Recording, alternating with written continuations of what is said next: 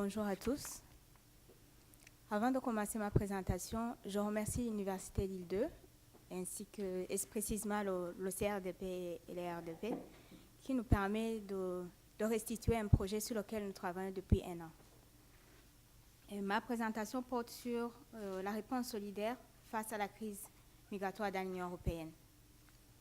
Les migrations internationales sont le reflet du monde. Elles sont devenues une réalité structurelle dans un monde globalisé. Elles concernent aujourd'hui 1 personne sur 7.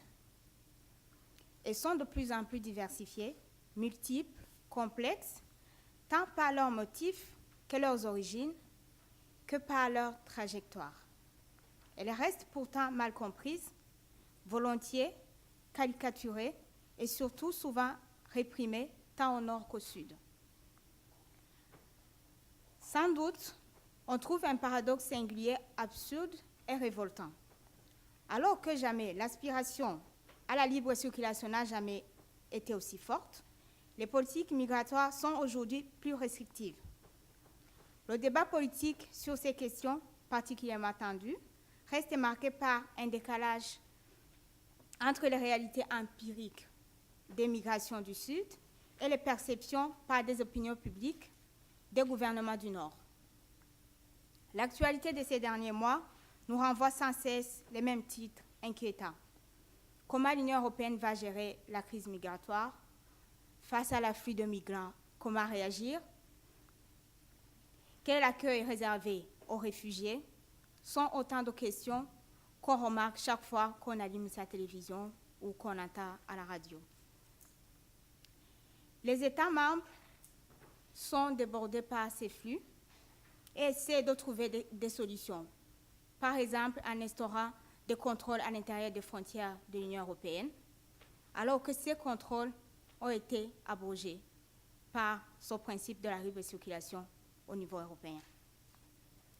Depuis la signature des accords de Schengen, l'Union européenne s'étant fixée pour objectif de développer un espace de liberté, de sécurité et de justice au sein duquel est garantie la liberté de circulation des personnes, tout en luttant contre les flux migratoires. Cependant, nul doute, l'entrée et le séjour des ressortissants étrangers dans un pays reste un prérogative auquel chaque État tient à préserver. Un constat évident est que depuis la fermeture des frontières européennes, les États assistent chaque jour à l'arrivée massive des migrants. La difficulté consiste dans la maîtrise de ces flux. Que faire pour maîtriser ces flux de migrants? L'objectif de la politique européenne dans le domaine de la gestion des frontières extérieures est d'élaborer et de mettre en place une gestion européenne intégrée des frontières au niveau national et au niveau de l'Union européenne, ce qui est un corollaire indispensable de la libre circulation des personnes dans l'Union européenne est un élément fondamental de l'espace de liberté, de sécurité et de justice. Le principe de solidarité entre les États membres dans la gestion de la crise migratoire peut être entendu de 2 façons. D'une part, les États européens doivent être solidaires dans la gestion de ces flux migratoires. D'autre part, tous les États sont concernés, donc ils doivent contribuer pour les États se trouvant en première ligne. Pour résoudre ce phénomène de crise migratoire, l'Union européenne a instauré certains instruments, notamment l'agence Frontex, pour gérer les flux migratoires à l'extérieur des frontières de l'Union européenne. On peut alors se poser la question de savoir, dans une optique de responsabilité et de maîtrise, face à l'urgence des mesures, comment l'Union européenne arrive à gérer de façon solidaire la crise au niveau européen. On verra successivement qu'il existe des mesures qui ont été mises en place depuis les accords de Schengen. Et dans la deuxième partie, on verra que ces mesures peuvent porter quand même atteinte, comportent des limites. Dans un premier temps, on verra que les États membres eux-mêmes ont contribué à la mise en place des mesures pour lutter contre l'immigration clandestine. Cela s'est concrétisé par la mise en place progressive de la politique de lutte contre l'immigration clandestine au niveau même de l'Union européenne. Cela découle de la diversité des flux qui traversaient l'Union européenne et des politiques migratoires qui étaient diverses dans les États membres, que l'Union européenne a pris en charge la gestion de la politique migratoire. Cette gestion était absente dans les traités de Rome et dans l'acte unique européen. Puis, elle est apparue totalement intergouvernementale, c'est-à-dire que c'était les États eux-mêmes qui géraient dans le cadre de la Convention de Schengen en 1985. Puis, la gestion de l'immigration est entrée dans le troisième pilier du traité de Maastricht de 1992. Puis, il s'est communautarisé par le traité d'Amsterdam. Elle constitue globalement une compétence partagée.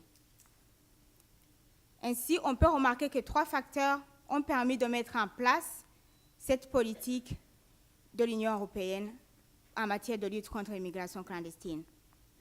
Premièrement, il s'agit de l'approfondissement de la libre circulation des personnes au sein de l'espace Schengen, qui a transformé l'intérêt personnel de chaque État à gérer ces flux dans ce qu'on peut considérer comme une gestion commune intégrée au niveau européen. Cela résulte aussi des difficultés de certains États membres à gérer de façon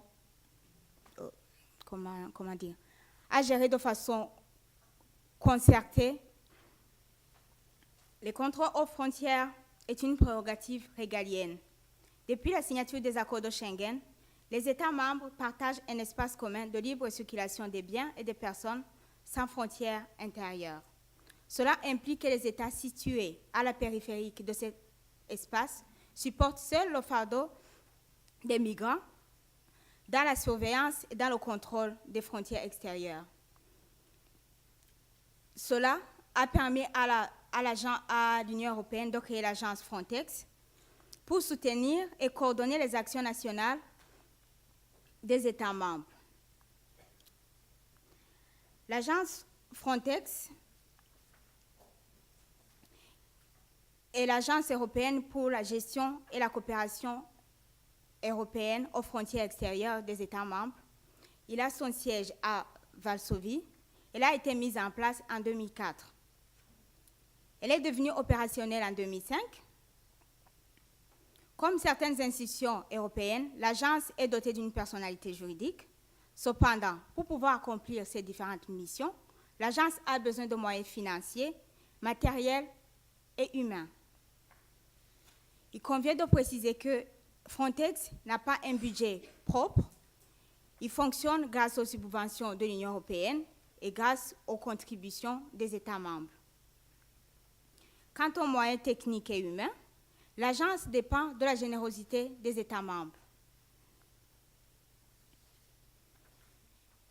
L'article 2 du règlement de 2004 énumère les missions qui sont confiées à l'agence Frontex, entre autres comme coordonnateur des opérations opérationnelles des États membres aux frontières extérieures. Il assiste aussi les États membres dans les formations des gardes-côtes et des gardes-frontières. Il assiste aussi les États membres qui en font la demande dans des situations spécifiques.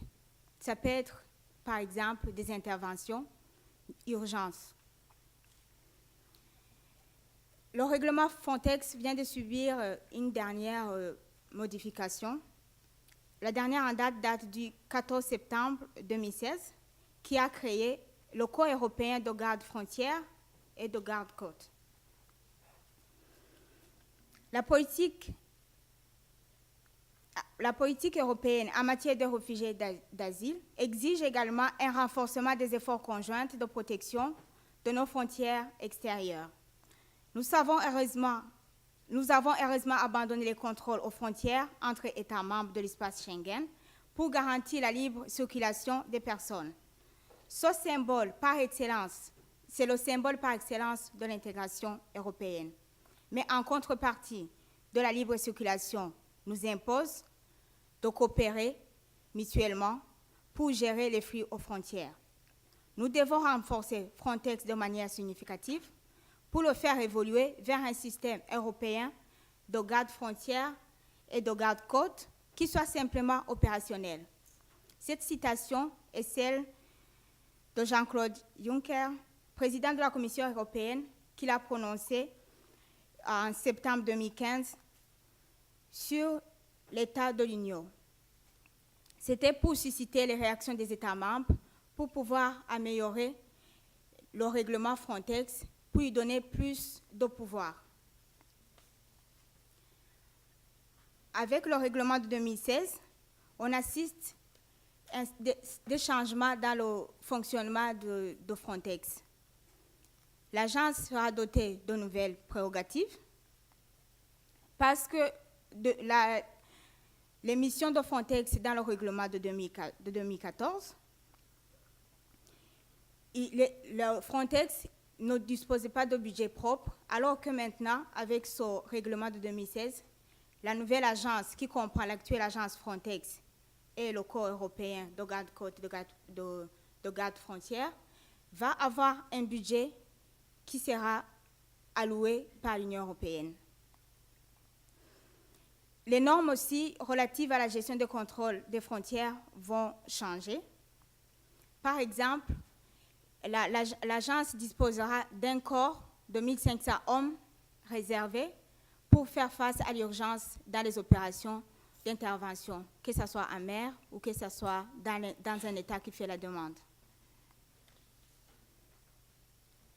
L'agence disposera le droit d'intervenir, alors que l'actuelle agence Frontex, pour pouvoir intervenir, c'était à la demande d'un État. Si, par exemple, l'agence, telle que conçue par le règlement de 2016, constate qu'un État ne respecte pas ses obligations, elle peut intervenir sans la demande de l'État. L'Union européenne, pourtant mieux armée pour protéger sur une base légale, commune, les personnes ayant besoin d'une protection internationale se présentant à leurs frontières, peine à surmonter ces divisions pour mettre en œuvre une politique de protection qui soit réellement convergente et solidaire. Mon deuxième temps, on va voir que l'Union européenne est divisée, donc cette solidarité est néanmoins controversée. La solidarité qui semble exister entre les États membres est controversée, premièrement, par le dysfonctionnement du système existant actuellement en matière de lutte contre l'immigration et de protéger les personnes qui demandent l'asile en Europe. Et dans un deuxième temps, cette politique souhaite mettre en place les mesures, par exemple les hotspots et les politiques de relocalisation, qui sont des mesures qui peuvent être critiquées. Le dysfonctionnement du système actuel, on citerait par exemple une remise en cause de la solidarité entre les États membres. La remise en cause de cette solidarité entre les États membres résulte dans le fait que certains États ont décidé d'instaurer unilatéralement les contrôles aux frontières, alors que le règlement Schengen prône la liberté de circulation dans l'Union européenne. Il existe aussi des contradictions par rapport au règlement Dublin.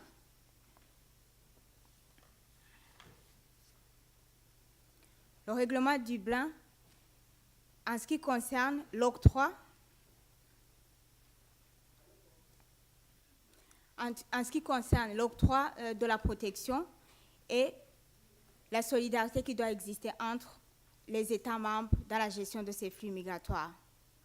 Le règlement vise à déterminer quel État sera responsable de l'octroi de la qualité de la protection internationale pour les personnes qui demandent l'asile. Et on se pose la question, pour les personnes, les migrants économiques, ils auront quelle protection?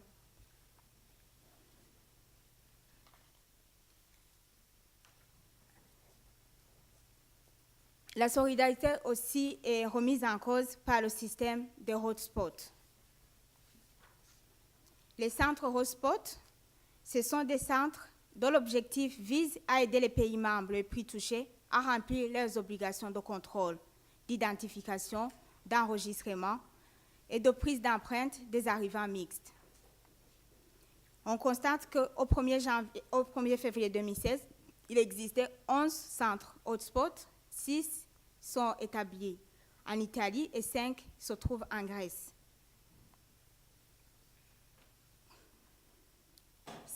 Pour le HCR, le Haut Commissariat des Nations Unies pour les réfugiés, ils critiquent ces centres hotspots parce que pour eux, il s'agit d'instaurer des camps de réfugiés et par une décision de 2015, il a décidé de ne plus envoyer des migrants venant dans les centres se trouvant en Grèce. Parce qu'il estime que c'est encore remettre les personnes qui ont quitté leur pays dans une situation, les remettre encore dans des camps de concentration.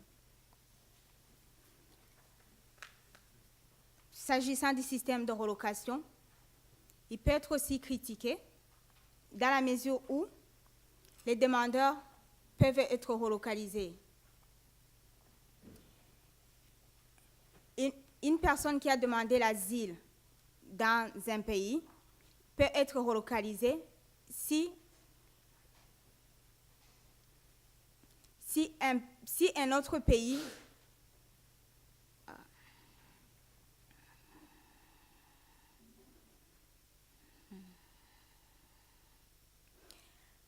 La relocation consiste à répartir la charge des migrants dans les pays de l'Union européenne. On suppose que les États doivent être solidaires, mais on se rend compte que ce sont les États qui sont situés aux portes d'entrée des frontières de l'Union européenne qui supportent seuls cette charge des arrivées.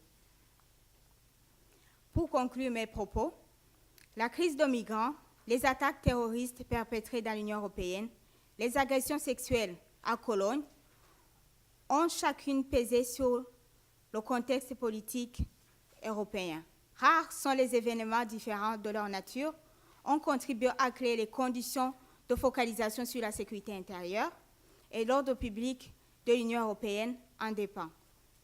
Le Code frontière Schengen a tout d'abord permis aux États d'exercer leur initiative de contrôle aux frontières sur une période allant de 8 mois, et ensuite étendre cette possibilité sur une période qui peut aller jusqu'à 2 ans maximum. On peut prendre l'exemple de la France quand il y a eu les attaques terroristes à Paris. La France a obtenu l'autorisation d'instaurer les contrôles aux frontières.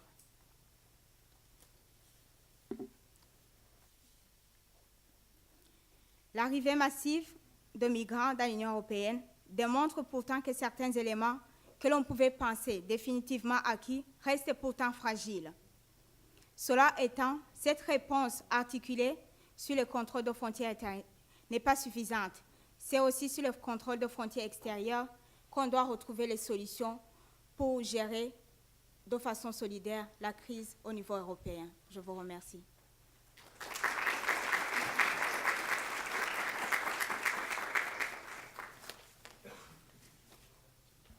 Merci beaucoup, Roselyne. Vous avez présenté la situation en matière de solidarité, tant au niveau des frontières qu'au niveau du domaine de l'asile. C'était très exhaustif. J'aimerais simplement mettre les choses un petit peu en perspective. Vous n'avez pas parlé des États nommément. Je crois qu'aujourd'hui, on a un problème de solidarité au niveau européen qui ne se fait pas au niveau de la gestion de la frontière. Tout le monde est d'accord pour protéger les frontières. Tout le monde est d'accord pour renforcer Frontex. On a pris une décision très rapide de doubler la taille de Frontex, de passer de 500 personnes à 1000 personnes au niveau du siège, de créer un pool de gardes-frontières européens. Il n'y a pas de contestation à ce niveau. La contestation, elle se fait dans le domaine de l'asile, au niveau de la répartition des demandeurs d'asile. Donc, tout le monde est d'accord de limiter les flux, Mais là où le bas blesse, c'est qu'est-ce qui se passe avec les flux qui sont sur place, comment les répartir. Et vous verrez au prochain Conseil européen, ce sera un des grands sujets, c'est de savoir comment réformer Dublin. Parce que le règlement Dublin, vous l'avez cité, il met la pression sur les frontières, les pays qui ont des frontières externes. Donc ça, en gros, les demandeurs d'asile doivent rester en Grèce et en Italie si les arrivées sont en Grèce et en Italie. Et ce n'est pas tenable vu les volumes. Donc il faut trouver un mécanisme de solidarité interne pour répartir ces personnes. D'où les propositions qui ont été faites par la Commission de relocaliser un certain nombre de demandeurs d'asile, notamment les Syriens. Et c'est là où il y a eu tout le débat et où l'Europe se fracture. C'est-à-dire qu'on a un groupe qui est le groupe des Visegrad, des pays d'Europe de l'Est, qui ne veut pas entendre parler de relocalisation, qui ne veut pas entendre parler de réforme de Dublin. Et donc pour eux, la solidarité, c'est une solidarité en matière financière, c'est une solidarité en matière de gestion des frontières, mais pas de migrants sur leur territoire. Ça, c'est la position du groupe de Visegrad. Évidemment, la position des pays du Sud, Grèce, Italie, c'est solidarité maximale. Ils veulent essayer de répartir au mieux les migrants.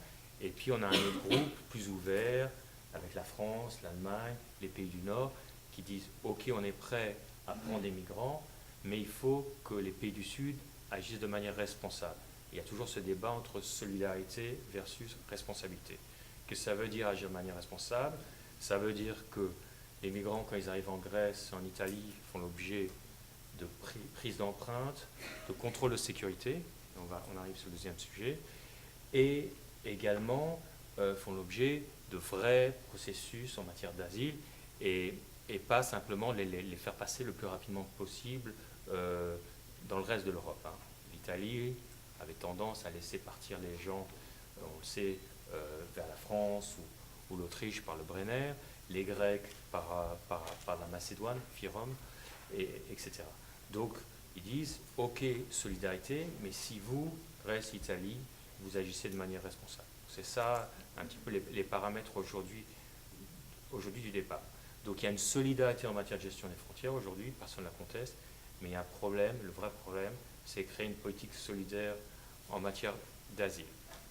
Alors, dans ces flux migratoires, on a évidemment des risques en matière de sécurité. Aujourd'hui, peut-être je vais vous montrer un transfert. Voilà, vous voyez les nationalités qui sont arrivées de janvier à août. Sur la route de Turquie, 48% de Syriens, 25% d'Afghans, 15% d'Irakiens. Avec des volumes quand même qui restent encore importants, puisque comme je disais, on était à 170 000 personnes. Donc la question, c'est une question aussi en matière de sécurité. Ces personnes peuvent poser des risques en matière de sécurité, vu leur parcours. Ils viennent de pays en guerre, et on ne connaît pas forcément leur background, leurs origines. Et quand on a des volumes très importants, est-ce qu'on a le temps de faire des enquêtes de sécurité suffisantes avant qu'ils rentrent dans l'espace Schengen? Donc il y a des questions réellement sérieuses en matière de sécurité. On a démantelé des réseaux et on sait très bien que quand il y a eu les attentats en France, du Bataclan, un certain nombre de personnes qui ont participé à ces attentats étaient revenues de Syrie en utilisant la route des Balkans, la route migratoire. Donc il y a un vrai problème en matière de sécurité et ce sera le propos, je suppose, de Sabine Sarraf pour cette deuxième intervention.